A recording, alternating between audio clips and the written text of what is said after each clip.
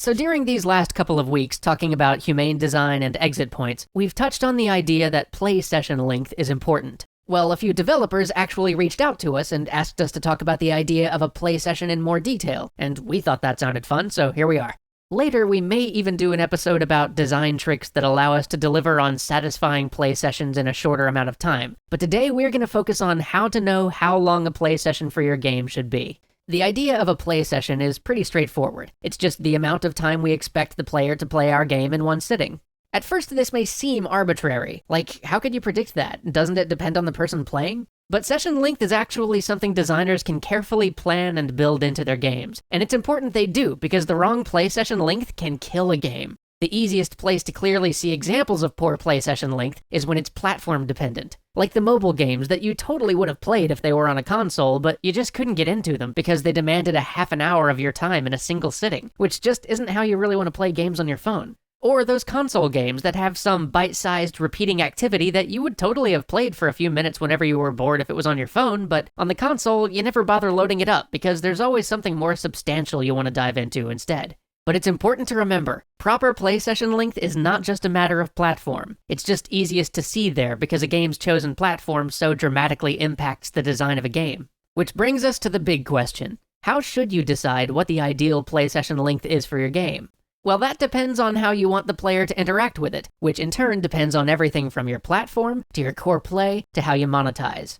So let's look at each of those. Your chosen platform is the easy one, so let's start there. How do players generally interact with your platform?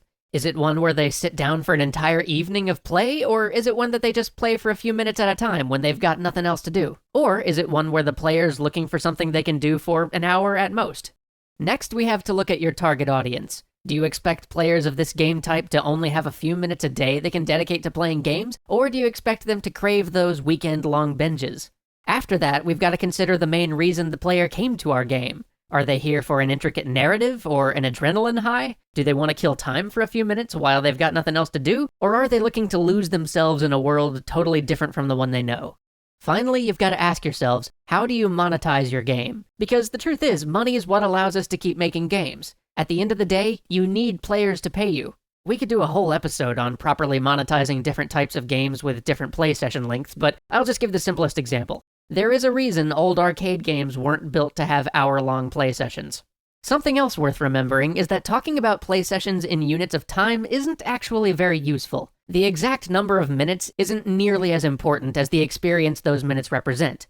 Think of how you expect your player to play your game. Rather than asking yourself if they'll be playing for 5 or 15 or 50 minutes, ask yourself, are they going to play it on a bus ride? In the bathroom? During a lunch break? Over the weekend? Waiting for a commercial to end on TV? Thinking in these terms will help you to better understand your player, and allow you to better craft many elements of your design. And really, it's also the easiest way to talk about and understand play session length. When you're ready to see if you've nailed your intended session length, go try it under those conditions you planned for. Is it a good fit? Or did you find out that there's actually a much better session length target you should pivot to? Embrace this data, it's useful.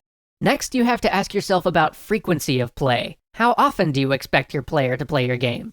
Every day? Multiple times a day? Once a week, maybe?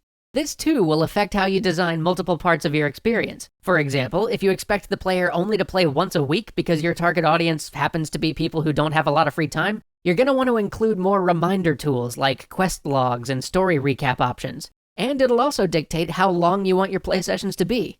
The more frequently you expect the player to play your game, generally speaking, the shorter you want to design play sessions to be. So if you expect them to pick up the game 8 times a day, a play session should probably be maybe 5-ish minutes. Whereas if you're aiming to get them to play once every day, you should probably take a lesson from MOBAs or Call of Duty and aim for about 20 to 30 minute sessions. And this doesn't at all mean that they couldn't binge for far longer than that, of course. We're just talking about the minimum amount of time that the player has to put in to have a satisfying experience with your game. As a side note, with games that you expect the player to only play once a week, just make sure you're very conscious of who your players are. Are you aiming for the type of people that like to binge play a game all weekend, or the type of people who really only get an hour or so of game time all week? Very different design requirements for those two types of once-a-week players. Lastly, we have to think about how long we want to keep the player engaged with our game. Do you expect them to play your game for a weekend? For a month? A year? Forever? Usually this one's more of a business question. Do you want to make sure they're still playing your game by the time the next DLC comes out? Do you want them to play your game right up until the sequel lands? Have you made a perpetual game like a MOBA or an MMO and benefit from each day you can keep them playing? This affects session length too, because if you only need them to be engaged for a month or so, but want them highly engaged when that DLC comes out, you generally want slightly longer play sessions where the player can fully immerse and get deeply enmeshed in your game. Of course, this also means you have to make enough game for it to last them a month at that rate.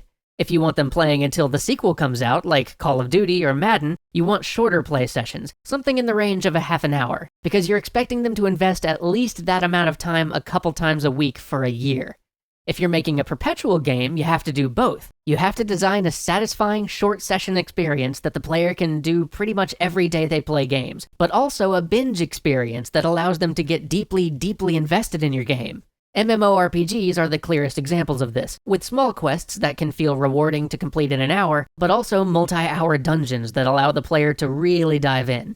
And one final note, I think that even in the PC and console world, successful games are trending towards having a satisfying half-hour experience. And again, that's not to say that we shouldn't build in longer experiences too, but 80-hour RPGs that demand at least 3 hours per session to feel satisfying are simply too exclusionary to reach the size of audience they need to.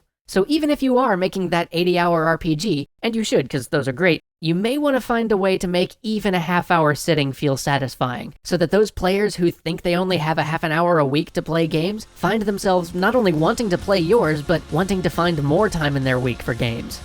I hope that helps. We'll see you next week.